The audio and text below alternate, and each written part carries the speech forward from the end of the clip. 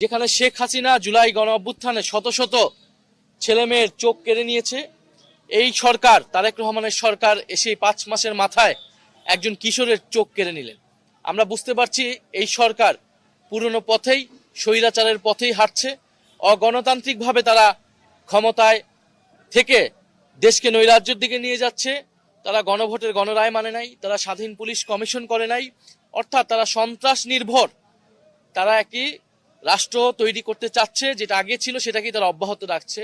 এবং যিনি স্থানীয় এমপি, যিনি একজন হুইপ, তিনি যেখানে দলকে নিয়ন্ত্রণ করার কথা তিনি নিজেই সন্ত্রাসী পালছেন এবং তার অনুসারীরা এখানে দিবালোকে এবং সন্ধ্যার সময় সকলের সামনে স্পষ্টভাবে হামলা করেছে। এখন হামলা হয়েছে, আমরা এখন পর্যন্ত কেউ গ্রেফতার দেখিনি, কারণ পুলিশ বলছে মামলা হয়নি। ফলে মামলা করার জন্য আমাদের বিক্ষোভ মিছিলকে কিন্তু আমরা স্থগিত করেছি, যেহেতু 144 ধারা এবং পুলিশ অনুরোধ করেছে আমাদেরকে। আমরা মামলার জন্য আসতে দিয়েছি, তারা মামলার জন্য আমাদেরকে প্রথমে আসতে দেয়নি, বাধা দিয়েছে কয়েক দফায়। আমাদের মাহমুদা মিতু ওনার গায়ে হাত তুলেছে পুলিশ, এবং কিন্তু আমরা বলেছি মামলা না নিয়ে আমরা মাঠ ছাড়বো না, আমরা হবিগঞ্জ ছাড়বো না। হবিগঞ্জের মাটিতে প্রয়োজন আমাদের লাশ পড়ে থাকবে, কিন্তু আমরা মামলা হওয়া পর্যন্ত অপেক্ষা করব। এবং একটা পর্যায়ে পুলিশ মামলা করতে আমাদেরকে এই ক্যাম্পে নিয়ে এসেছে। আমরা অভিযোগ দায়ের করেছি, তারা 2 ঘন্টার মধ্যে, রাতের মধ্যে বলেছে মামলার কোর্ট দিবে।